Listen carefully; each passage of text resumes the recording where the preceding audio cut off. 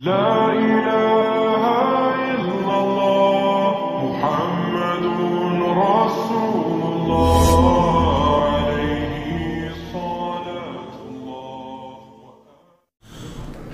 السلام عليكم ورحمة الله وبركاته. الحمد لله رب العالمين والصلاة والسلام على رسوله الكريم أما بعد. అనంత కరుణామయుడు అపార కృపాశీలుడు సర్వలోకాలకు సృష్టికర్త భూమి ఆకాశాలను వాటి మధ్య ఉన్న సమస్తాన్ని 6 దినాలలో సృష్టించినవాడు పరమ పవిత్రుడు పరిశుద్ధుడైనటువంటి అల్లాహ్ యొక్క పవిత్ర నామముతో ప్రారంభం. అంతిమ దైవ ప్రవక్త ముహమ్మద్ రసూలుల్లాహ్ సల్లల్లాహు అలైహి వసల్లం వారిపై మరియు గతించిన ప్రవక్తలందరిపై మరియు ప్రవక్త రసూలుల్లాహ్ సల్లల్లాహు అలైహి వసల్లం వారి కుటుంబీకులపై మరియు ప్రవక్త సల్లల్లాహు అలైహి వసల్లం వారి ఉమ్మత్తులో సమస్త విశ్వాసులందరిపై అల్లాహ్ యొక్క శాంతి శుభాలు ఎల్లవేళలా కురియుగాక. ఆమీన్. సోదరులారా, నాకు ఇవ్వబడినటువంటి అంశము పాపాల యొక్క రంగులు, వాటి రూపాలు. సోదరులారా, ఈ భూమండలం మీద మానవులు పాపాలు చేయని వారంటూ ఎవరూ లేరు. ఎవరో ఒకరు ఏదో ఒక సమయంలో ఏదో ఒక సందర్భంలో తప్పులకు, పొరపాట్లకు, పాపాలకు పాల్పడుతూనే ఉంటారు. అసలు మొట్టమొదటి మానవుడైనటువంటి హజరత్ ఆదం అలైహిస్సలాం వారితోనే పాపం జరిగింది. అల్లాహ్ సుబ్హానహు తఆలా ఖురాన్ గ్రంథంలో తెలియజేశాడు, వకుల్నా యా ఆదము ఉస్కున్ అంత వజౌజుకల్ జన్న وزوجك الجنة وكلا منها رغدا حيث شئتما ولا تقربا هذه الشجرة فتكونا من الظالمين. ఓ ఆదం, నువ్వు నీ భార్య ఇద్దరు కలిసి స్వర్గంలో ఉండండి, కోరింది తినండి, త్రాగండి. హాదిహి షజరత ఫతకూనా మినద్ జాలిమీన్. కానీ మీకు వారించబడినటువంటి ఆ చెట్టు దరిదాపులకు కూడా మీరు వెళ్ళకండి అని అల్లాహ్ సుబ్హానహు తఆలా వారికి ఆదేశించడం జరిగింది. కానీ శైతాను వారిని మభ్యపెట్టి మోసగించి పాపంలోకి దించాడు. నేను మీ శ్రేయోభిలాషిని, నేను మీ మేలు కోరేవాణ్ణి, మీ మంచి కోరేవాణ్ణి, మీ స్నేహితుణ్ణి, నా మాట వినండి. ఆ చెట్టు దగ్గరికి వెళ్ళి మీరు ఆ ఫలాలను తింటే మీరు దైవదూతల్లో చేరిపోతారు అని నమ్మించి వంచాడు. ఎప్పుడు కూడా శైతాను నేను మీ శత్రువునని రాడు. మానవుడు చేత పాపాన్ని ఎలా చేయిస్తాడో ఆ పాపాన్ని అందంగా కనిపించేలా చేస్తాడు. అందంగా కనిపించేలా చేసి ఆ పాపం వైపునకు పురికొల్పుతాడు. అప్పుడు లోన ఉన్నటువంటి నష్టాన్ని మరిచిపోయిన మనిషి శైతాని యొక్క అందమైనటువంటి ఆ మాటలకు లొంగిపోయి పాపానికి ఒడిగట్టడం అనేది జరుగుతుంది సోదరులారా. కానీ అల్హమ్దులిల్లాహ్ ఆదం అలైహిస్సలాం వారు తౌబా చేసుకున్నారు. ఫతలక్కా ఆదము మిర్ రబ్బిహి కలిమాతిన్ ఫతాబ అలైహి ఇన్నహు హువత్ తవ్వాబుర్ రహీం. ఎప్పుడైతే శైతాను మోసగించాడో, పాపంలోకి దించాడో, వెంటనే తాను చేసిన తప్పుపైన పాశ్చాత్తాపం చెందాడు. అల్లాహ్, మా ద్వారా తప్పైపోయింది, మమ్మల్ని క్షమించండి అని. ఆ తౌబా పలుకులు కూడా అల్లానే నేర్పించాడు. రబ్బనా ظلمنا انفسنا وان لم تغفر لنا وترحمنا لنكونن من الخاسرين. అల్లాహ్, మా స్వయానికి మేము అన్యాయం చేసుకున్నాము, నీవు గనక కరుణించకపోతే, క్షమించకపోతే మేము నాశనం అయిపోతాము, దుర్మార్గుల్లో చేరిపోతామని అల్లాహ్తో తౌబా చేసుకున్నారు. అల్లాహ్ సుబ్హానహు వ తఆలా వారిని క్షమించాడు. కానీ శైతాను కూడా ధిక్కరించాడు. అయితే అల్లాహ్తో తౌబా చేసుకోలేదు, క్షమాపణ అడగలేదు, గడువు అడిగాడు. కావున తప్పు జరిగిపోయిన తరువాత తౌబా చేసుకోవడము ఆదం అలైహిస్సలాం వారి యొక్క లక్షణం. తప్పు జరిగిపోయిన తరువాత కూడా తౌబా చేసుకోకపోవడము, దానిపైన హాటం చేయడము శైతాను యొక్క లక్షణం. మనలో చాలా మంది అంటూ ఉంటారు, నేనేం పాపం చేశానండి, నేను ఎవరినైనా చంపానా, ఎవరిదైనా తిన్నానా, ఎవరిదైనా అన్యాయంగా లాక్కున్నానా, నేనేం పాపం చేశాను అంటాడు. నువ్వు చేసిన పాపం ఏంటో తెలుసా?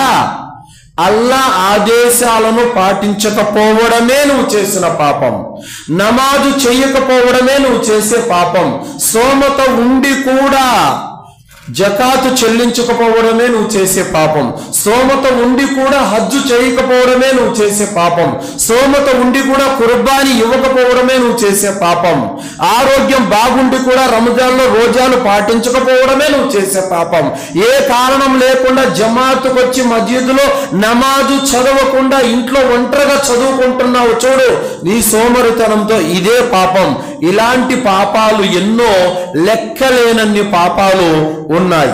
అయితే సోదరులారా, మనిషి అనుకుంటూ ఉంటాడు, నేను ఎవరికి అన్యాయం చేయలేదు కదా, నేను ఎవరికి ఎలాంటి ద్రోహం చేయలేదు కదా, నేనేం తప్పు చేశాను అని.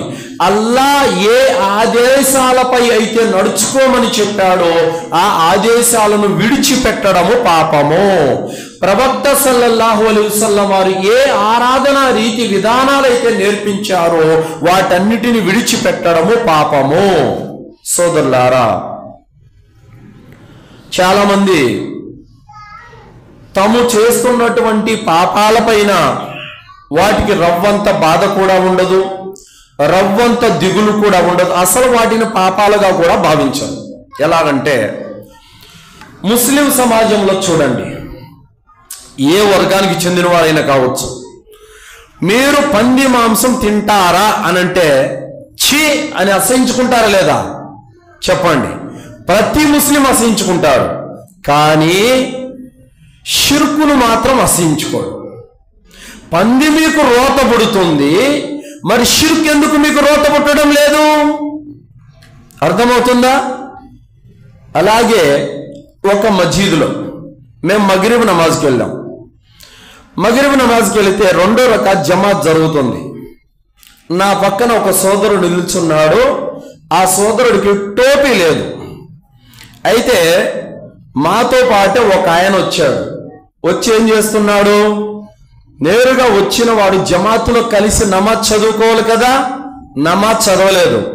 ఈయన తల మీద టోపీ లేని చూసి నమాజు వదిలిపెట్టి మళ్ళీ వెళ్ళాడు. వెళ్ళి ఆ ప్లాస్టిక్ టోపీ ఉంటే తీసుకొని వచ్చి ఈడు నెత్తి మీద పెట్టి మళ్ళీ నమాజ్ చదువుకుంటున్నాడు. చూసారా? అంటే జమాతు పుణ్యం పోతుందన్న బాధ లేదు, కేవలం పక్కనోడికి టోపీ లేదన్న బాధ అతను కలుగుతుంది.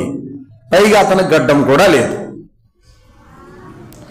దేన్ని పాపంగా భావించాలనో దాన్ని పాపంగా భావించడం లేదు. ఏదైతే చిన్న విషయం ఉందో దాన్ని మాత్రం పాపంగా భావిస్తున్నాడు. కావున చాలా మంది దృష్టిలో టోపీ పెట్టుకోకపోవడం ఘోరమైన పాపం. గడ్డం పెంచినా ఒకటే, పెంచకపోయినా ఒకటే అని అనుకుంటూ ఉంటారు. వాస్తవానికి గడ్డం పెంచకపోవడం పాపం, టోపీ పెట్టినా ఒకటే, పెట్టకపోయినా ఒకటే. అదేం ఇబాదతులో భాగమేమీ కాదు. అలా అల్లాహ్ సుబ్హానహు వ తఆలా వేటినైతే హరాం గావించాడో, ప్రవక్త సల్లల్లాహు అలైహి వసల్లం వారు వేటినైతే నిషేధించారో వాటి జోలికి పోకుండా జాగ్రత్తగా ఉండాలి. అయితే సోదరులారా, బుఖారీ హదీసులో అనస్ రదియల్లాహు అన్హు వారు తెలియజేస్తున్నారు, మేము ప్రవక్త సల్లల్లాహు అలైహి వసల్లం వారి కాలంలో రవ్వంత పాపాన్ని కూడా మహా వినాశనకరంగా మేము భావించే వాళ్ళము అని చెప్పారు. తర్వాత అబ్దుల్లా బిన్ మసూద్ రదియల్లాహు అన్హు వారు అంటున్నారు, మేము రవ్వంత చిన్న పొరపాటును కూడా ఒక పెద్ద బండరాయి కింద, పర్వతం కింద మేము నలిగిపోతున్నట్లుగా మేము భావించేవారము. కానీ ఒకానొక కాలం రానుంది, ఆ సమయంలో పెద్ద పెద్ద పాపాలను కూడా ముక్కు మీద ఈగను తోలినట్లుగా దులిపేస్తారు. దాన్ని వారు పాపంగా కూడా భావించరు అని చెప్పడం జరిగింది. నిజం సోదరులారా, ఎందుకంటే ఎప్పుడో ఏదో ఒక రోజు ఒక్క నమాజు జమాత్తో మిస్టేక్ జరిగి పొరపాటున జారిపోయింది అనుకోండి, దానికే వారు ఎంతగానో కుమిలిపోయేవారు, ఎంతగానో పశ్చాత్తాపం చెందేవారు. కానీ ఈరోజు రోజుల తరబడి మనకు జమాత్తో నమాజు లేదు, సమయానికి నమాజ్ చదవడం లేదు, రవ్వంతా కూడా పశ్చాత్తాపం అనేది మన హృదయాల్లో కలగట్లేదంటే అది ఇదే. వారు పాపాన్ని వినాశనకరంగా భావించే వాళ్ళు, మనం మాత్రం ముక్కు మీద ఈగలు తోలినట్లుగా తోలేస్తున్నాము. సోదరులారా, దైవ ప్రవక్త ముహమ్మద్ రసూలుల్లా సల్లల్లాహు అలైహి వసల్లం వారు ఒకానొక సందర్భంలో మెంబర్ ఎక్కుతూ ఆమీన్ ఆమీన్ ఆమీన్ అని చెప్పారు. ఎందుకు చెప్పారు? జిబ్రైల్ అలైహిస్సలాం వారు వచ్చారు, ముగ్గురు మీద శాపం పెట్టి వెళ్ళారు, అందుకు నేను ఆమీన్ చెప్పానన్నారు. ఎవరైతే రమదాను మాసంలో అకారణంగా ఉపవాసాలు విడిచిపెట్టారో, ఎవరైతే రంజాను మాసంలో ఉండి కూడా దాని పుణ్యాన్ని పొందలేదో అలాంటి వారు నాశనమవుగాక అన్నారు. తర్వాత వృద్ధాప్యంలో ఉన్న తల్లిదండ్రులు ఉండి కూడా వారి బాగోగులు పట్టించుకోలేదో వారు నాశనమైపోవుగాక అన్నారు. ప్రవక్త సల్లల్లాహు అలైహి వసల్లం వారు పేరు వినబడిన తరువాత కూడా ఎవరైతే దరూదు చదవలేదో వారు కూడా నాశనమైపోవుగాక అన్నారు. ఈ ముగ్గురు మీద శాపం పెట్టారు. చూడండి, ప్రవక్త ముహమ్మద్ రసూలుల్లా సల్లల్లాహు అలైహి వసల్లం వారు పేరు రాగానే మనలో ఈరోజు ఎంతమంది దరూద్ చదువుతున్నారు? కనీసం సల్లల్లాహు అలైహి వసల్లం అని ఆ చిన్న పదాన్ని కూడా పలకటానికి బద్ధకంతో, నిర్లక్ష్యంతో ఉన్నవారు ఎంతమంది లేరు మనలో? చెప్పండి. చూడటానికి ఎంత చిన్న విషయం ఇది, కానీ దాని రూపం ఎంత పెద్దది. అల్లాహ్ యొక్క శాపం ఉంది. చూసారా? చిన్న మాట ప్రవక్త సల్లల్లాహు అలైహి వసల్లం వారు పేరు తర్వాత పలకని కారణంగా అల్లాహ్ శాపమే వారి మీద ఉందంటే దాని రూపం ఎంతదో ఒక్కసారి ఆలోచించండి సోదరులారా. ఇందాక మౌలానా ఫోన్ గురించి కూడా చెప్పారు. ఫోన్ మంచిదే, మన అవసరాలు తీరుస్తుంది, మనకు ఉపయోగపడుతుంది. కానీ నీ ప్రపంచ అవసరాలు ఒకవైపు తీరుస్తూనే నీ పరలోకాన్ని అది పాడు చేస్తుంది. అంటే ఈరోజు చాలా మంది ఫజర్ నమాజుకు రాలేకపోవటానికి కారణం ఈ ఫోన్ అని చెప్పచ్చు. ఎందుకంటే రాత్రులు 11, 12, 1 గంట 2 వరకు ఫోన్లోనే ఉండిపోయి ఇక ఇంకో గంటకు 2 గంటలకు ఫజర్ అజాన్ వస్తుంది అనగా ఆ సమయంలో మనం నిద్రపోవడం జరుగుతుంది. చూసారా? ఫోన్ అవసరాలు తీరుస్తుంది, కానీ నీ పరలోకాన్ని ఒకవైపు పాడు చేస్తుంది. నీవు నిద్రపోని కారణంగా, ఆ ఫోన్ చూస్తూ అలాగే ఉండిపోయిన కారణంగా పొద్దున్నే నీపై విధిగావించబడినటువంటి ఆరాధనను నువ్వే కొట్టేస్తున్నావు. దైవ ప్రవక్త ముహమ్మద్ రసూలుల్లా సల్లల్లాహు అలైహి వసల్లం వారు చెప్పారు, 3 కారణాల చేత తప్ప ఏ కారణం చేత కూడా ఇషా నమాజు తర్వాత మేలుకొని కబుర్లు చెప్పుకోవడాన్ని ప్రవక్త సల్లల్లాహు అలైహి వసల్లం వారు ఒప్పుకునేవారు కాదు. ఈ 3 కారణాలు ఏమిటి? ఎవరైనా మీ ఇంటికి అతిథి వస్తే వారితో మీరు మాట్లాడుతూ గడపవచ్చు. అంటే అతిథులు ఎప్పుడో ఒకసారి ఇంటికి వస్తారు, ఆ సమయంలో మనం వారితో మాట్లాడవచ్చు. ఇక రెండోది, ధార్మిక కార్యకలాపాల్లో సభల సమావేశాల కారణంగా, జ్ఞానం నేర్చుకున్న కారణంగా మీరు మేలుకోవచ్చు. మూడోది, భార్యతో సంతోషంగా గడపడానికి మేలుకోవచ్చు. ఈ 3 కారణాల చేత ఇషా తర్వాత కొంత సమయం వరకు మేలుకోవచ్చు. ఈ 3 కారణాల మినహా ఇక ఏ కారణం చేత కూడా ఇషా నమాజు తర్వాత మేలుకొని కబుర్లు చెప్పుకోవడాన్ని ప్రవక్త సల్లల్లాహు అలైహి వసల్లం వారు అసహ్యించుకునేవారు. మరి ఈ రోజు నువ్వు 12 వరకు 1 గంట వరకు ఫోన్ వాడుతూ మనం అలాగే మేలుకొని ఆ నిద్ర భంగం కలిగి ఉదయాన్నే అల్లా యొక్క ఆరాధన ఎగ్గొట్టేస్తున్నామంటే ఇది ఎంత ఘోరమైన పాపమో ఒక్కసారి ఆలోచించండి. ఫోను మంచిదే చూడటానికి, ప్రపంచంగా నీ అన్ని అవసరాలు తీరుస్తుంది, కానీ నీకు తెలియకుండానే నీ పరలోకాన్ని పాడు చేస్తుంది. తర్వాత ఫోను మస్జిద్కి తీసుకొస్తారండి. మస్జిద్కి తీసుకొని వచ్చి కొంతమంది స్విచ్ ఆఫ్ చేయరు, సైలెంట్లో పెట్టరు, వస్తారు, నమాజు మధ్యలో బాగా మోగుతుంది. అప్పటి వరకు అందరూ నిశ్శబ్దంగా ఏకాగ్రతతో నమాజు చదువుకుంటూ ఉంటారు. అల్హమ్దులిల్లా. ఎప్పుడైతే ఫోన్ రింగ్ అవుతుందో మొత్తం అందరి నమాజులో కలకలం, ఒక్కసారిగా అందరి నమాజు ఏకాగ్రత కోల్పోతుంది. చిన్న విషయం అనుకుంటున్నారా? ఇదే మీ దృష్టిలో చాలా చిన్న విషయం అనుకుంటున్నారు కదా? ఎంతమంది నమాజు ఏకాగ్రతను దెబ్బతీసినటువంటి నువ్వు పాల్పడింది మామూలు పాపం కాదు. ఇది నీ నిర్లక్ష్యం కారణంగా, నీ సోమరితనం బద్ధకం కారణంగా ఆ ఫోను సైలెంట్లో పెట్టనందుకు అందరి నమాజు ఏకాగ్రతను పాడు చేసిన పాపాన్ని నువ్వు మూటగట్టుకుంటున్నావు.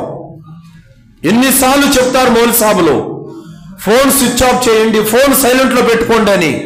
అయినప్పటికీ కూడా దాని పట్ల ఏ మాత్రం కూడా శ్రద్ధ లేదు. అలాగే వచ్చేస్తారు, అందరి యొక్క నమాజును కూడా పాడు చేస్తూ ఉంటారు. ఇది సరైనటువంటి విధానం కాదు. మీ దృష్టిలో ఇది చిన్నదే, కానీ అందరి నమాజు ఏకాగ్రతను మీరు దెబ్బతీసిన వారయ్యారు. అల్లాహ్ దగ్గర రేపు మీరు దీనికి గాను జవాబు చెప్పుకోవలసినటువంటి పరిస్థితి ఉంటుంది సోదరులారా. ఫోన్ మొత్తం యూట్యూబ్ ఆన్ చేసిన మ్యూజికే, ఫేస్బుక్ ఆన్ చేసిన మ్యూజికే. ఎలా అయిపోయిందంటే చాలా మంది అంటూ ఉంటారు, మ్యూజిక్ లేదే నిద్ర రావడం లేదని అంటారు. మ్యూజిక్ లేదే నిద్ర రావడం లేదని అంటారు. మ్యూజిక్ లేదే టైం పాస్ కావడం లేదంటున్నారు. ప్రతి చోట మ్యూజిక్ మ్యూజిక్ మ్యూజిక్ మ్యూజిక్ ఇస్లాంలో హరాం. ఆ హరాంని ఇతను హలాలుగా చేసుకున్నటువంటి సందర్భాలు మనం చూస్తున్నాము. అందుకే ప్రవక్త సల్లల్లాహు అలైహి వసల్లం వారు అన్నారు, సారాయి, వ్యభిచారము, సంగీతం ఇవన్నీ కూడా నా ఉమ్మతు హలాల్ చేసుకున్నంత వరకు ప్రళయం రాదని చెప్పారు. ఈరోజు టీవీలో మ్యూజికే, ఫోన్లో మ్యూజికే, కనీసం మజీదుకు వచ్చినా కూడా రింగ్ టోన్లు మ్యూజికే, ప్రతి చోట మ్యూజిక్ మ్యూజిక్. సోదరులారా, వీటిని అరికట్టాల్సినటువంటి బాధ్యత మన మీద ఉంది. చాలా మంది మంచిని అందరూ బోధిస్తారండి. వల్తకుం మిన్కుం ఉమ్మతున్ యదుఊన ఇలల్ ఖైర్ వయఅమురున బిల్ మఅరూఫ్ వయన్హౌన అనిల్ మున్కర్ వఉలైక హుముల్ ముఫ్లిహూన్. మంచిని అందరూ బోధిస్తారు, కానీ చెడును ఆపేదెవరు? చెడును ఆపేదెవరు? చెడును ఆపాలి, చెడును ఖండించాలి, చెడును త్రుంచాలి. కేవలం మంచి మాత్రమే బోధించుకుంటే సరిపోదు, చెడును కూడా ఆపాల్సినటువంటి బాధ్యత మనందరి మీద కూడా ఉంది. కావున నీ ఇంట్లో ఈరోజు టీవీ జొరబడింది, కానీ నీ ఇంట్లో ఉన్నది టీవీ కాదు, నీ పరలోకాన్ని పాడు చేయడానికి నీ ఇంట్లో కూర్చొని ఉంది శైతాన్. చూడండి, ఆంధ్రజ్యోతి కథనం 2021 ఆగస్టు 28 ఏం జరిగిందో తెలుసా? ఒక కన్న తండ్రి 12 సంవత్సరాల తన కూతురిని గర్భవతిని చేశాడు. ఆమె గర్భవతి అయిన తర్వాత బయటపడడంతో తల్లి నిలదీసిందని తల్లిని కర్రతో కొట్టి చంపేశాడు. తర్వాత కూతురు అడ్డొచ్చిందని కూతురును కూడా చంపేశాడు. అలాగే 2023 జనవరి ఆంధ్రజ్యోతి కథనం, 8 సంవత్సరాల కూతురు మీద కన్న తండ్రి రేపు. ఒకటి కాదు, రెండు కాదు, మీరు న్యూస్ చూశారంటే ఇలాంటి కోకొల్లలు కనిపిస్తూ ఉంటాయి. కంటికి రెప్పలా కాపాడుకోవలసినటువంటి ఒక తండ్రి కన్న కూతురునే కాటేసే దౌర్భాగ్యమైన పరిస్థితి ఎందుకు వచ్చిందో తెలుసా? ఎవరు దీనికి బాధ్యులు? సినిమాలు. ఒక టీవీ పెట్టాడంటే ఏముండదు, పైన ఒక బెత్తడు, కింద ఒక బెత్తడే వస్త్రం, ఇంకేమీ ఉండదు. ఇలాంటి అశ్లీల చిత్రాలు చూస్తూ అమ్మ అక్కడే, నాయన అక్కడే, తమ్ముడు అక్కడే, అన్న అక్కడే, చెల్లి అక్కడే, అక్క అక్కడే, అందరూ కూర్చొని చూస్తూ ఉంటారు. ఆ అశ్లీల పాటలు చూస్తూ చూస్తూ చూస్తూ వీడిలో కామ కోరికలు రేగిన తరువాత ఇంకా ఎవరు లేనప్పుడు అక్క లేదు, చెల్లి లేదు, అమ్మ లేదు, ఎవరు లేదు. ఇంకా ఎందుకు జరుగుతున్నాయి అఘాయిత్యాలు తెలుసా? సమాజాన్ని నాశనం చేస్తున్నారు, భ్రష్టు పట్టిస్తున్నారు. మీ దృష్టిలో టీవీ అనేది చిన్న విషయమే కావచ్చు, కానీ దాని రూపం, దాని పరిమాణం మాత్రం చాలా పెద్దది, దాని నష్టం మాత్రం చాలా పెద్దది, ఊహించలేనిది. వావి వరుసలు మరిచి మానవ మృగాల వలె కన్న తల్లిని చూడడం లేదు, కడుపున పుట్టినటువంటి బిడ్డని చూడడం లేదు, రక్తం పంచుకు పుట్టిన తోబుట్టువని కూడా చూడడం లేదు. ఎందుకు ఈ యొక్క మారణ హోమాలు జరుగుతున్నాయి? ఎందుకు ఈ యొక్క రేపులు జరుగుతున్నాయి? కారణం ఏంటి? అశ్లీలం, సినిమాలు. ఏ ప్రోగ్రాం చూసినా, ఏ మూవీ చూసినా మొత్తం అంతా అశ్లీలమే. ఈ వ్యభిచారాన్ని, ఈ దుర్మార్గాన్ని మన నుండి రూపుమాపాల్సినటువంటి అవసరం ఎంతైనా ఉంది. బడికెళ్ళే 12-13 సంవత్సరాల కుర్రాడు, వాడికి తెలియదు పాపం, అభం శుభం ఏమీ తెలియదు. గోడ మీద వాల్ పోస్టర్ చూస్తాడు హీరోయిన్ది. ఆ పసి హృదయంలో ఏం ఆలోచన పుడుతుంది వాడికి? ఎందుకు ఇలాంటి విపత్కరమైనటువంటి దుర్మార్గపు సంఘటనలు జరుగుతున్నాయి? ఎవరో కడుపు నింపుకోవడానికి, ఎవరో వ్యాపారం చేసుకోవడానికి సమాజాన్ని భ్రష్టు పట్టిస్తున్నారు. వారికి మళ్ళీ అవార్డులు, పద్మశ్రీ అవార్డులు, మళ్ళీ ఏం సాధించారనో, ఏమి వెలగబెట్టారనో. సోదరులారా, ముస్లిములమైనటువంటి మనం మన ఇంట్లో ఈ టీవీలు లేకుండా చేయాలి. మన ఇంట్లో ఈ సినిమాలు, సీరియళ్ళు, ఇలాంటి ప్రోగ్రాములు నడవకుండా చేయాలి. ఎక్కడ హరాంకు దూరంగా ఉన్నావు? టీవీ ఉంటే మ్యూజిక్ ఉన్నట్టే, టీవీ ఉంటే వ్యభిచారం ఉన్నట్టే, టీవీ ఉంటే మొత్తం అశ్లీలం ఉన్నట్టే. ఆ టీవీల మోజులో పడిపోయి, ఆ సినిమాల మోజులో పడిపోయి, ఈ సీన్ అయిపోయిన తర్వాత మళ్ళీ వెళ్తా నమాజ్కి, అప్పటికి జమాత్ అయిపోయి ఉంటుంది. లాభం ఏముంది? సోదరులారా, ఇలాంటి వాటిని మనము ఖచ్చితంగా రూపుమాపాల్సినటువంటి అవసరము ఎంతైనా ఉంది. చూడ్డానికి చాలా చిన్న తప్పులే, చిన్న పాపాలే, కానీ వాటి యొక్క పరిమాణం మాత్రం చాలా పెద్దగా ఉంటుంది.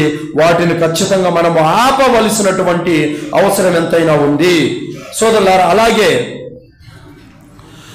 బిద్దాత్ కూడా పైకి మంచిగానే కనిపిస్తుంది. పైకి ఎవరైనా చూస్తే చాలా మంచిగా ఆరాధన చేస్తున్నాడని చెప్పేసి అనిపిస్తుంది. కానీ దాని నష్టం ఎలాంటిది, దాని రూపం ఎలాంటిది మనము ప్రతి జుమ్మాలో ఇమాం సాబ్ ఖుత్బాలో చదువుతూ ఉంటారు. వకుల్లు బిదాతిన్ దొలాల వకుల్లు దొలాలతిన్ ఫిన్నార్. ప్రతి నూతన కార్యము మార్గభ్రష్టత్వం, ప్రతి మార్గభ్రష్టత్వం నరకానికి తీసుకెళ్తుంది.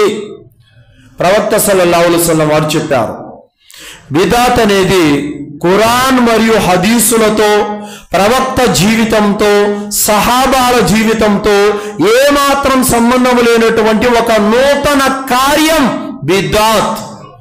అల్లాహ్ ప్రవేశపెట్టనిది, ప్రవక్త ఆదేశించనిది, ప్రవక్త చేయమని చెప్పనిది ఓ నూతన కార్యమే బిదాత్. ఇది మనిషి చేయకూడదు. ఒకవేళ చేసినట్టయితే అది నరకానికి తీసుకెళ్తుంది. సోదరులారా, చూడండి, బక్రీద్ పండుగ రోజున ఒక వ్యక్తి ఏం చేశాడు? బక్రీద్ పండుగ రోజున ఒక వ్యక్తి ఏం చేశాడు? పండగ నమాజు ముందరే కుర్బానీ ఇచ్చేశాడు. దైవ ప్రవక్త ముహమ్మద్ సల్లల్లాహు అలైహి వసల్లం వారు ఏమన్నారు? ఆ కుర్బానీ చెల్లదు, దాని స్థానంలో మరొక జంతువుని ఇవ్వాల్సిందే అన్నారు. అదేంటి? బక్రీద్కి ఎవరైనా జంతువే కదా కుర్బానీ ఇచ్చేది. మరి అతను ఎందుకు చెల్లదు? పండగ నమాజు ముగించిన తరువాత కుర్బానీ ఇవ్వడం ప్రవక్త సున్నత్, ప్రవక్త విధానం. ఇతను ఏం చేశాడు? ప్రవక్త విధానానికి వ్యతిరేకంగా పండగ నమాజు ముందరే ఇచ్చేశాడు. అర్థమవుతుందా? చేసింది ఒకటే, మనం ఇచ్చేది జంతువే, అతను ఇచ్చింది కూడా జంతువునే. మనం చేసేది అల్లాహ్ కోసమే, అతను చేసేది అల్లాహ్ కోసమే. కానీ ఇక్కడ ప్రవక్త విధానం అనేది ఒకటి ఉంది, దాన్ని దాటిపోతే అది పాపం అవుతుంది. కావున పైకి చూడడానికి పుణ్యకార్యంగానే ఉంటుంది, ఆరాధనగానే ఉంటుంది, కానీ అది బిదాతు విధంగా ఉన్నట్లయితే గనక అది పాపం అవుతుంది సోదరులారా. అలాగే మజీదులో కొందరు భూమిగా గూడి కంకర్రాళ్ళు పిడికిళ్ళు ఎందాక తీసుకొని సుబ్హానల్లా సుబ్హానల్లా అల్హమ్దులిల్లా అల్హమ్దులిల్లా అని జిక్ర్ చేస్తున్నారు. అందరూ గ్రూపులుగా కూర్చున్నారు. అబ్దుల్లా బిన్ మసూద్ చూశారు. చూసి, అరే మీరేం చేస్తున్నారు ఇక్కడ అన్నారు. ఏం లేదంటే మేము తస్బీహ్ చేస్తున్నామన్నారు. తస్బీహ్ చేస్తున్నారా? తస్బీహ్ చేసే విధానం ఇదా? గులకరాలతో? అవునండి చేస్తున్నామని చెప్పారు. ఇక అబ్దుల్లా బిన్ మసూద్ రజియల్లాహు అన్హు వారి కోపం వచ్చింది. మీ పాడుగాను, మీరు నాశనమైపోను. ప్రవక్త సల్లల్లాహు అలైహి వసల్లం వారు ఇంకా ఆయన మన మధ్య నుండి వెళ్ళిపోయి కొద్ది రోజులు కూడా కాలేదు, ఆయన బట్టలు కూడా ఇంకా సమసిపోలేదు, ఆయన తిన్న కంచం కూడా ఇంకా విరిగిపోలేదు, అప్పుడే మీరు బిదాత్ మొదలు పెట్టేశారా అని చెప్పేసి వారిని మెడబట్టి బయటికి గించేశారు. సోదరులారా, బిదాత్ అనేది ఎలాంటిదో తెలుసా? అల్లాహ్ కోసం చేసినట్లుగానే కనబడుతుంది, పుణ్యకార్యంగానే కనబడుతుంది, మంచి పనిగానే కనబడుతుంది, కానీ దానికి ఎలాంటి పుణ్యం రాదు, పైగా నరకానికి వెళ్ళవలసినటువంటి పరిస్థితి వస్తుంది. కావున ఏదైనా ఒక పని చేసేటప్పుడు ఇది ప్రవక్త జీవితంలో ఉందా లేదా, దీని ప్రవక్త ముహమ్మద్ సల్లల్లాహు అలైహి వసల్లం ఆచరించారా లేదా, ఇది మనకు ధర్మ సమ్మతమా కాదా అని 1కి 10 సార్లు ఆలోచించాలి. నువ్వు ఫోన్ కొనడానికి వెళితే 1కి 10 మందిని కనుక్కొని విచారించి మరి ఒరిజినల్ కొనుక్కుంటావే, అదే బట్టలు కొనాలన్నా, షూస్ కొనాలన్నా, ఏ వస్తువు కొనాలన్నా 1కి 10 సార్లు రీసెర్చ్ చేసుకుంటావే, మరి ధర్మం విషయంలో జాగ్రత్త ఏమైంది? గుడ్డిగా అనుసరణ చేయడం అనేది ధర్మంలో పనికిరాదు సోదరులారా. కావున బిదాత్ అనేది నరకానికి తీసుకెళ్తుంది. పైకి మంచిగానే కనిపిస్తుంది, కానీ దాని యొక్క పరిణామం నరకానికి తీసుకెళ్తుంది సోదరులారా. అలాగే రియాకారి, చూపుగోలు ప్రదర్శన.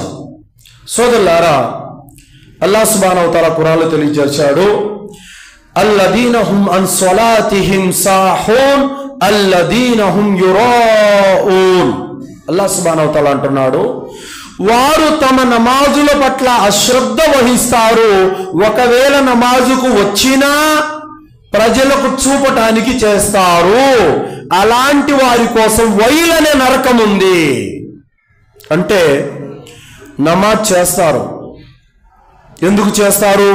బద్ధకంతో, సోమరితనంతో. జమాత్ వాళ్ళు ఏమన్నా అనుకుంటారో, నేను ఈరోజు నమాజ్కి వెళ్ళకపోతే నా ఇంటికి వచ్చేస్తారు, లేదంటే ఫలానా వాళ్ళు వాడు చూడరా కనీసం నమాజ్ కూడా రావట్లేదని చెప్పేసి అనుకుంటారని చెప్పేసి వచ్చేవాళ్ళు కొందరు. ఎందుకు వచ్చినదంట, ముస్లిం కాబట్టి తప్పదని భారంగా చేసేవాళ్ళు కొందరు. అలాగే ప్రజలు మెచ్చుకోవాలని చేసేవాళ్ళు కొందరు. వీళ్ళందరూ కూడా అల్లాహ్ సుబ్హానహు వ తఆలా వైల్ అనే నరకాన్ని ఏర్పాటు చేశాడు. కావున చూపుగోలు ప్రదర్శనతో చేసే ఏ ఆరాధన కూడా అల్లాహ్ దగ్గర ఆమోదయోగ్యం కాదు సోదరులారా. ప్రవక్త సల్లల్లాహు అలైహి వసల్లం వారు అన్నారు, మన్ అమిల అమలన్ అష్రక ఫీహి మాయ గైరి తరక్తుహు వశ్శిర్కహు. ఎవరైనా సరే ఒక కార్యం చేసి ఆ కార్యంలో, ఆ మంచి పనిలో నా సంతోషంతో పాటు ఇతరుల సంతోషాన్ని కూడా కోరుకున్నట్లయితే అలాంటి వారి కార్యంతో నాకు సంబంధం లేదు అని అల్లాహ్ అంటున్నాడు. అంటే ఏదైనా ఒక కార్యం చేశావు, అది అల్లాహ్ మాత్రమే మెచ్చుకోవాలని కోరుకో. అల్లాహ్తో పాటు ఊరి వాళ్ళు కూడా మెచ్చుకోవాలి, అల్లాహ్తో పాటు ఇంకా వారు కూడా పొగడాలి అన్నటువంటి ఆలోచన మదిలో వచ్చిందో నీ కార్యము వృధా, అది ఎంతదైనప్పటికీ కూడా. మనము పల్లెల్లో వెళ్తూ ఉంటాం, చూస్తున్నారు ఫ్యాన్లు దానం చేసిన ధర్మకర్త దస్తగిరి సాబ్ అని రాస్తున్నారు ఫ్యాన్ల మీద. ఫ్రిడ్జ్ పెట్టారు, వాటర్ ఫ్రిడ్జ్ మీద రాశారు ఫలానా మౌలాలి సాబ్ ఇచ్చారు దానకర్త అని చెప్పేసి. అలా రాయకూడదు, తప్పు అది. ప్రజలకు తెలియాల్సిన అవసరం లేదు, అల్లాహకు తెలిస్తే చాలు. ఒకవేళ మీరు అల్లాహతో పాటు ప్రజల ప్రసన్నత కోరుకున్నట్లయితే మీ కార్యం అల్లాహ్ దగ్గర పనికి రాదు. అది బూడిదలో పోసినటువంటి పన్నీరు లాంటిదే సోదరులారా. కావున దైవ ప్రవక్త ముహమ్మద్ రసూలుల్లాహ్ సల్లల్లాహు అలైహి వసల్లం వారు చెప్పారు, రేపు ఖయామత్ రోజున అందరికంటే ముందుగా 3 వ్యక్తులు నరకానికి వెళతారు. వారిలో ఎవరంటే జ్ఞానవంతుడు, రెండోవాడు ధనవంతుడు, మూడోవాడు యుద్ధ వీరుడు. వీళ్ళు 3 కూడా నరకానికి వెళతారు. ఎందుకంటే ఒక వ్యక్తి ఏమో ప్రజలు మెచ్చుకోవాలని ధర్మ జ్ఞానాన్ని బోధించేవాడు, రెండోవాడేమో ప్రజల మెప్పు కోసం దాన ధర్మాలు చేసేవాడు, ప్రజలు పొగడాలని యుద్ధంలో విరోచితంగా పోరాడేవాడు. వారికి కావలసిన పొగడ్తలు, వారికి కావలసినటువంటి ప్రయోజనం ఈ లోకంలో దొరికిపోయింది. నువ్వు నా కోసం ఏం చేయలేదని అల్లాహ్ తాలా వారిని నరకానికి పంపిస్తాడు. కాబట్టి ఏ కార్యం చేసినా, నమాజు చేసినా, రోజా పాటించినా, హజ్జు చేసినా, దాన ధర్మాలు చేసినా, కుర్బానీ ఇచ్చినా, ఏ కార్యం చేసినా అల్లాహ్ మెచ్చుకోవాలన్న కాంక్షతో చేయాలి తప్ప అందులో కూడా ప్రజల మెప్పు, ప్రజల ప్రసన్నత, ప్రజలను సంతోష పెట్టాలని, నలుగురు పొగడాలని, మెచ్చుకోవాలని, అందరూ అతన్ని అందలం ఎక్కించాలని అటువంటి కాంక్షతో, ఆలోచనతో చేసేటటువంటి ఏ కార్యమైనా కూడా అది అల్లాహ్ దగ్గర వృధా అవుతుంది సోదరులారా. తర్వాత పిల్లల కట్టింగులు. చాలామంది ముస్లిం సోదరులందరూ కూడా ఈ విషయంలో బాగా గమనించాలి. పిల్లలకు కట్టింగులు చేయిస్తున్నారు.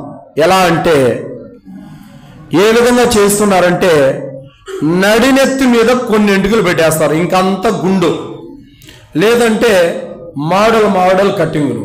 ఆ కట్టింగులు చేపించి మా అబ్బాయి చూసారా ఎంత క్యూట్గా ఉన్నాడో, ఎంత స్టైల్గా ఉన్నాడో చూసారా, పొగుడుకుంటున్నారు. సోదరులారా, ఇది ఖయామతుకు ప్రళయ సూచన అని ప్రవక్త సల్లల్లాహు అలైహి వసల్లం వారు చెప్పారు. సోదరులారా, అబ్దుల్లా బిన్ ఉమర్ రదియల్లాహు అన్హు వారు ఉల్లేఖనం, ప్రవక్త సల్లల్లాహు అలైహి వసల్లం వారు ఒక బాలుని చూశారు. ఆ బాలుడు నెత్తి మీద కొన్ని వెంట్రుకలు ఉన్నాయి, మిగతా తలంతా గొరిగించబడి ఉంది. ఈ విధమైనటువంటి కజా, దీన్ని ప్రవక్త సల్లల్లాహు అలైహి వసల్లం వారు నిషేధించారు, వారించారు. ప్రవక్త గారు అన్నారు, అబ్బాయి నువ్వు వెంట్రుకలు విడిచిపెట్టాలనుకుంటే మొత్తం వెంట్రుకలు విడిచిపెట్టాయి, కత్తిరించాలనుకుంటే సమానంగా కత్తిరించు, ఇలా కజా మాత్రం చేయొద్దని ప్రవక్త సల్లల్లాహు అలైహి వసల్లం వారు చెప్పి ఉన్నారు. చాలా మంది పండితులు జుమ్మాలో చెప్పారు, చాలా మంది పండితుల ప్రసంగాలు ఉన్నాయి. అయినప్పటికీ కూడా ఈ విషయంలో చాలా మంది మారటం లేదు. చాలా మంది వింటున్నారు, వారి దారి వారిదే, ఆ విధంగా ఉన్నారు. ఈ పిల్లల యొక్క కటింగుల విషయంలో మాత్రము చాలా జాగ్రత్త వహించండి. ఇది దైవేతరుల యొక్క పద్ధతి, ముస్లిమేతరుల యొక్క పద్ధతి. ఏ వ్యక్తి అయితే ముస్లిమేతరుల యొక్క పద్ధతులను అనుసరిస్తాడో రేపు ఖయామత్ రోజున వారి వెనకాలే అతను లేయటం జరుగుతుంది. వారు నరకానికి వెళితే ఈడు కూడా రేపు నరకానికి పోవలసిందే. కావున సోదరులారా, ఇస్లాంలో ఏది హలాలో ఏది హరామో తెలుసుకోవాల్సినటువంటి బాధ్యత నీ మీద ఉంది సోదరులారా. కావున ఇలాంటి విషయాలకు ఖచ్చితంగా దూరంగా ఉండాలి. అలాగే సోదరులారా, చాలామంది పరదా విషయాల్లో కూడా, అంటే ఇప్పుడు పిల్లల్ని పంపిస్తూ ఉంటారు. జరిగిన వాస్తవం చెప్తున్న సోదరులారా, చూడండి, కేవలం ఒక మండలంలోనే ఒక్క సంవత్సరంలో 8 మంది అమ్మాయిలు ముస్లిమేతరుల అబ్బాయిలతో వెళ్ళిపోయారు. రిజిస్టర్ ఆఫీసులో భూమి రిజిస్ట్రేషన్ కోసం అని వెళితే అక్కడ రిజిస్టర్ మ్యారేజ్ మొత్తం ఫోటోలు చూస్తే ఒకే సంవత్సరంలో 8 మంది ముస్లిం అమ్మాయిలు ముస్లిమేతరుల అబ్బాయిలతో వెళ్ళిపోయి ఉన్నారు. అది ఆరా తీస్తే ఏం జరిగిందని, ఇప్పుడు ముస్లిం అమ్మాయి ఉంది, ఒక ముస్లిమేతర అమ్మాయి వస్తాయి, వీళ్ళిద్దరు ఫ్రెండ్స్ ఏం చేస్తారు, ఏదో మా ఇంటికి పోతారు అని చెప్పి పిలుచుకుపోతారు. పిలుచుకుపోయిన తర్వాత స్నేహం కదా వెళ్తారు. అక్కడికి వెళ్ళిన తర్వాత అమ్మాయి వాళ్ళ అన్నయ్య వాళ్ళ తమ్ముడే ఉంటాడు, ఇక్కడ ఒక ఫోన్ నెంబర్ తీసుకుంటారు. ఇంకా ఆ విధంగా చాటింగ్, ఈ విధంగా పరిచయాలు, అందులో 3 అమ్మాయిలకి ఇలాగే పరిచయాలు ఏర్పడ్డాయి. సోదరులారా, ముస్లిమేతర యొక్క అమ్మాయిలతో కూడా మీ కూతుళ్ళను పంపడం డేంజరే. కాపాడుకోండి. నాన్న, నేను ఫలానా అబ్బాయిని ప్రేమించాను, నువ్వు గనక ఒప్పుకొని పెళ్లి చేయకపోతే నేను లేచిపోతాను అని మీ నెత్తి మీద పిడుగు లాంటి వార్త వేయకముందే మీరు జాగ్రత్త పడండి. సోదరులారా, సమాజంలో ఎలాంటి విపత్కరమైనటువంటి పరిస్థితులు, ఉపద్రవాలు మనం చూస్తున్నామంటే, ముస్లిం సమాజం మీద ఎలాంటి విపత్తులంటే, వడ్డించబడినటువంటి విస్తరి మీద ఆకలిగా ఉన్నవారు ఏ విధంగా వచ్చి దూకి లాక్కొని పీక్కొని తింటారో ఆ విధంగా ముస్లిం సమాజం మీద ఉపద్రవాలు చెలరేగుతాయని ప్రవక్త సల్లల్లాహు అలైహి వసల్లం వారు అన్నారు. కావున ఈ ప్రేమలు, ఈ లేచిపోవడాలు, కొత్త కొత్త పరిచయాలు, ముస్లిమేతరులతో సావాసాలు, ఇవన్నీ కూడా ఇలాంటి కీడులని సృష్టిస్తాయి. కానీ పైకి మీకు అవేవి కనిపించవు, కానీ వాటి తీవ్రత, ఆ నష్టాన్ని మీరు అనుభవించిన రోజున ఖచ్చితంగా మీరు బాధపడవలసినటువంటి పరిస్థితి వస్తుంది. సోదరులారా చూడండి, ఈరోజు మనం ఎవరికి ఇస్తున్నాం? పైకి ఏమో చూడడానికి మాత్రము చాలా బాగా మనం చెబుతూ ఉన్నాం. నా కూతురికి ఒక మంచి డాక్టర్కి ఇచ్చాను, నా కూతురికి నెలకు 1,00,000 రూపాయలు సంపాదించుకునేవాడికి ఇచ్చాను, నా కూతురికి వాడికి ఇచ్చాను, వీడికి ఇచ్చాను, ఇల్లులు ఉన్నాయి, భూములు ఉన్నాయి, కారు ఉంది, బంగ్లా ఉంది అన్నటువంటి గొప్పగా చెప్పుకొని ఈ విధంగా పెళ్లి సంబంధాలు చూస్తున్నారు. ఎలాంటి వారికి ఇచ్చి చేయాలి? సయీద్ ఇబ్నుల్ ముసయ్యిబ్ రహిమహుల్లా అలైహిని తాబేయుల్లో గురువు ఒక ఆయన ఉండేవారు. ఆయన కూతురికి సంబంధం వచ్చింది. ఎవరితో వచ్చింది? అప్పటి ఖలీఫా అయినటువంటి అబ్దుల్ మలిక్ బిన్ మర్వాన్ యొక్క కొడుకు సంబంధం వచ్చింది. ఆయన ఎవరు? దేశానికే రాజు. అలాంటి యొక్క రాజు సంబంధాన్ని తిరస్కరించి ఎవరికి ఇచ్చి పెళ్లి చేస్తారో తెలుసా? ఆయన దగ్గర సాధారణమైనటువంటి విద్య నేర్చుకునే ఒక నిరుపేదైనటువంటి ఇబ్నే వదా అనేటువంటి ఆయనకి ఇచ్చి పెళ్లి చేశారు. ఆయన కూడా ఏంటి, దర్సులో కొన్ని రోజులు కనిపించలేదు. ఎక్కడెళ్ళావు అని అడగ్గా, నా భార్య చనిపోయిందండి, అందుకు రాలేదని అన్నారు. అయితే నా కూతుర్ని ఇచ్చి పెళ్లి చేస్తానన్నారు. అలాగే పెళ్లి చేశారు. కనీసం 3 పూట్ల తిండి తినడానికి కూడా స్తోమత లేనటువంటి ఒక నిరుపేదకిచ్చి పెళ్లి చేశారు. కారణం ఏమిటంటే అతనిలో ధార్మికత తక్కువ అన్నది, ఇస్లాం ధర్మం అనేది అతనిలో ఉంది కాబట్టి ఇచ్చారు. అతని ఆస్తో అంతస్తు చూసి ఇవ్వలేదు. అదే ఒకవేళ మనం గనక అయితే ఏ గొప్పింటి సంబంధము వస్తే ఎగిరి గంతులేసి మనము వారికి ఇచ్చేస్తాం సంతోషంతో. కానీ వారు మాత్రం ధార్మికతను చూశారు. కావున మోసల్లాహు వారు ఏమన్నారు? మీరు ఏదైనా సరే పెళ్లి చేసుకునేటప్పుడు కొందరు అందం చూస్తారు, కొందరు బలగం చూస్తారు, ఆస్తి చూస్తారు, కొందరు ధార్మికత చూస్తారు. మీ చేతులకు మన్ను తగల మీరు మాత్రం ధార్మికతనే చూడండి అని ప్రవక్త సల్లల్లాహు అలైహి వసల్లం వారు చెప్పారు. సోదరులారా, కావున ఇలాంటి విషయాలు ఇస్లాంలో చాలా ఉన్నాయి. అదేవిధంగా చివరి మాట అండి, వడ్డీ. చాలా మంది ఈ మధ్యలో కాలంలో ఒక ముస్లిం సమాజంలో ఉన్నది ఏంటంటే, కంపెనీలు, అనేక కంపెనీలు వడ్డీ అనే పేరు తీసుకురాకుండానే మోసం చేస్తున్నారు. చాలా మంది కార్లు, బైకులు, ఫ్రిడ్జ్లు, ఏసీలు, ఇలాంటి కంపెనీ వాళ్ళు వడ్డీ అనే పేరు తేకుండా తీసుకురాకుండానే మిమ్మల్ని వడ్డీలోకి దింపుతున్నారు. జాగ్రత్త వహించండి. అల్లాహ్ సుబ్హానహు వ తఆలా ఖురాన్లో తెలియజేశాడు, యా అయ్యుహల్లదీన ఆమనూ లా తఅకులు రిబా. అల్లాహ్ సుబ్హానహు వ తఆలా అంటున్నాడు, మీరు వడ్డీ మీ కొరకు నిషేధించబడింది, మీరు వడ్డీ జోలికి వెళ్ళకండి అని అల్లాహ్ సుబ్హానహు వ తఆలా అన్నాడు. కానీ ఈరోజు వాళ్ళకు బాగా తెలుసు, కంపెనీ వాళ్ళకి, వడ్డీ అంటే ముస్లింలు ముట్టుకోరు, తగలరని చెప్పేసి వాళ్ళు వడ్డీ పేరు చెప్పడం లేదు. అడిగేవాడు కూడా ఫోన్ చేస్తాడు, మౌల్ సాబ్ ఈ విధంగా నేను ఫలానా బైక్ కొనాలనుకుంటున్నాను, మీరేమంటారు, వడ్డీ పడుతుంది వద్దే అంటే, అలా కాదు మౌల్ సాబ్, దానికి వడ్డీ పడదు. మౌల్ సాబ్కే ఏం నచ్చ చెప్తాడు. మౌల్ సాబ్ చెప్పినట్టు వినడు. మౌల్ సాబ్ ఇంకా ఈయనకు అనుకూలంలో సమాధానం ఇచ్చేంత వరకు ఇంకా చెబుతూనే ఉంటాడు ఇవన్నీ. ఆయన సరేలే ఇంకా వడ్డీ లేకపోతే తీసుకునే విధంగా ఆయన నుండి సమాధానం వచ్చినంత వరకు ఇంకా అడుగుతూనే ఉంటాడు. ఇవి కూడా సమాజంలో మనం చూస్తూ ఉన్నాము. ఇలాంటి వాటికి కూడా దూరంగా ఉండండి సోదరులారా. ఇంకా ఉన్నాయి, మరి సమయం అయిపోయింది. కావున సోదరులారా, పాపాలు అన్నవి చాలా మన కంటికి అవి సుందరంగా అందంగా కనిపిస్తాయి, కానీ వాటికి పాల్పడిన తర్వాత వాటి నష్టం అనేది చాలా పెద్ద పరిణామంలో ఉంటుంది. వాటి నష్టాన్ని మనం మోసుకోవలసినటువంటి పరిస్థితి ఉంటుంది. ఏ విధంగా ఆదం అలైహిస్సలాంని అందంగా చూపించి మభ్యపెట్టి పాపంలోకి దించి స్వర్గానికి ఆయన దూరం చేశాడో, అదే విధంగా మనల్ని కూడా శైతాను పాపాలు ఉన్నటువంటి ఉచ్చులో ముంచటానికి అందంగా చూపిస్తాడు. వాటి నుండి మనం జాగ్రత్త పడాలి. అల్లాతో నేను దుఆ చేస్తూ ముగిస్తున్నాను.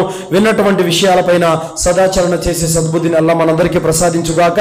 అల్లా సుబ్హానహు వ తఆలా మనకు బ్రతికినన్నాళ్ళు స్వచ్ఛమైన తౌహీదుపై జీవితం గడిపే భాగ్యాన్ని ప్రసాదించుగాక.